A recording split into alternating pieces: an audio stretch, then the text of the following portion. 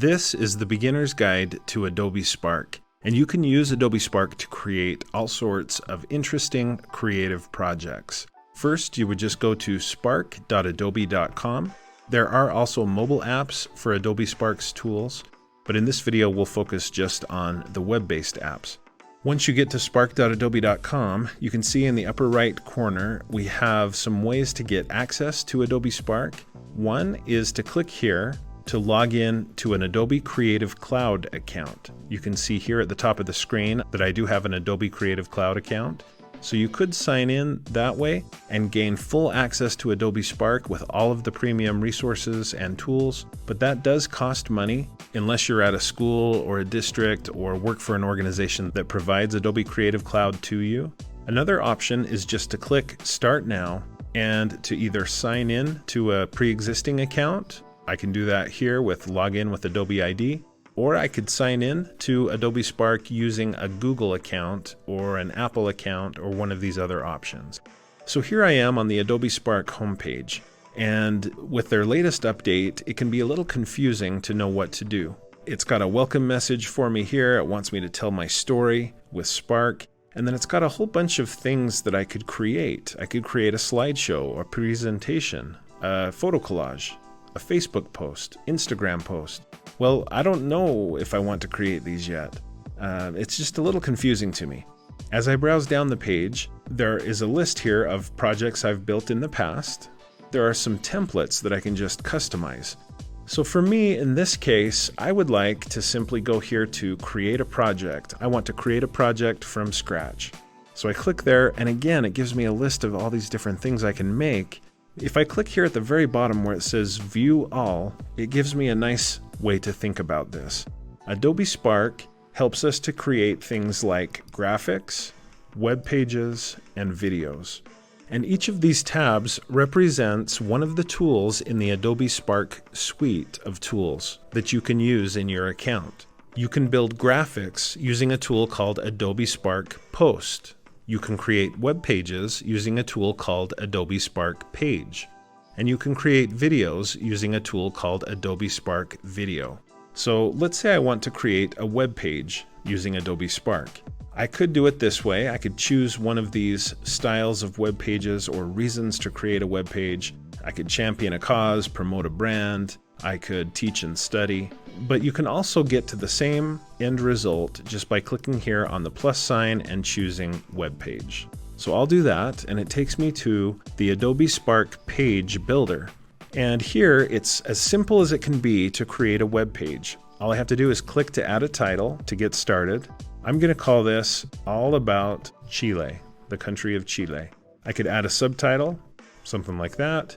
And next, I need to proceed to actually build this web page. And the good news is, Adobe has made it as easy as humanly possible to do so. You can see at the bottom of the page here, I can click this plus sign to add a photo to be the background for my web page, at least for the banner. And when I clicked that button, it opened up a panel at the right with several ways that I can add images into my page. There's some wonderful options here. You can connect it to your Dropbox account. If you're not familiar with Dropbox or Google Photos or Google Drive, I can connect to all three of those and bring in photos and really add some rich content to this web page. Up at the top, there's also an option to upload photos from my computer, which is another great option to have. But probably my favorite and most often used is Find Free Photos. I can just do a search here for Creative Commons licensed images. And I'll just type in Chile and let's see what I get. There's a bunch of great images that appear, and I'm just going to pick this one here. I think that'll make for a beautiful background banner. Now, as I browse down the page, a couple of things I want to point out. First, notice how beautiful it looks as I browse down the page. The text and the image browse at different rates, and it creates a beautiful effect. Now, as I browse down the page, the plus sign pops up with some suggested items that I could add to the page. I could add another photo, and you can see it's just the same process for adding another photo. I could also click to add text. I'll just do that. I'll type in, "Welcome to my page about the great country of Chile." And then I could type any number of other things about the topic. In addition to text and images, I can also add things like buttons, like photo grids, and perhaps the most beautiful element that I could add to this web page is a glide show. I just selected a series of images to form part of my glide show. And now that glide show is being added to my Adobe Spark page. So as I browse down the page, the glide show glides and fades from one image into the next, into the next. It's a beautiful feature that I just love that can be added to your Adobe Spark page. When you're done developing your Adobe Spark page, you can click here at the top to preview what it will look like for the visitors to your page. But in most cases, you'll just want to click Share, Publish, and Share Link. And when you click that, it takes you to this page where you can pick the category for your web page, and then just go down here and click Create Link, and this will compile all the elements of my web page together and give me an easy link that I can use to share my page. I can also add it to my Google Classroom. I could email it to people, embed it, which is an exciting option, and I could tweet about it. So that's Adobe Spark Page, which is one of 3 tools that you'll find in Adobe Spark. I'm going to click here on the Home button to go back, and let's look at how to create another kind of project. I'll click View All. In addition to web pages, you can also create graphics. You could pick one of these pre-sized graphics, or you could click Create a Project and choose Custom Size Graphic. And this should look pretty familiar once we get to the actual interface. But first, I want to size my graphic. Maybe it's going to be 800 by 640. And I'll click Next, and it loads up my graphic. Here's the canvas that I have to work with. And then here at the right, there are some templates. I could click to apply a template. So I'm going to browse down, and I'll just pick this one here.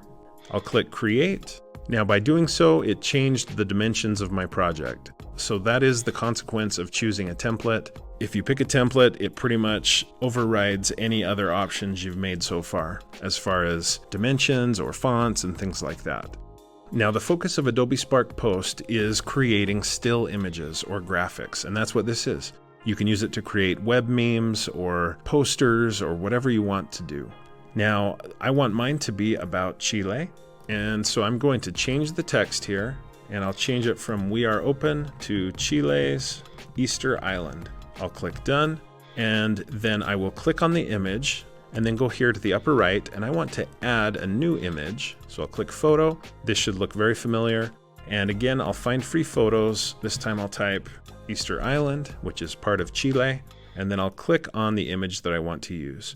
Now, when I add an image into Adobe Spark, I need to decide if I want to pin it to the background, it'll be stuck there pretty much, or do I want to be able to freely move the image? And that's what I want in this case. So I'll just click OK, got it. And there's the image. I can drag it wherever I want it to be. I'm done with the image behind it, so I'll just select it and tap Delete on the keyboard, and then I can put my Easter Island image exactly where I want it to be on my graphic. And then I could change the text at the bottom, and then click Done. And similar to Adobe Spark Page, I can share this by clicking the Share button, Publish, and then I can share this image in one of 5 different ways. The easiest probably being link, just copy the link and share it with people. One thing I forgot to do was to click here and name this project. I'm going to click SP to go back to the Adobe Spark homepage, and I want to show you the third and final tool that we have in Adobe Spark. It's really a suite of 3 tools. I've already shown you Adobe Spark Page, I've shown you Adobe Spark Post.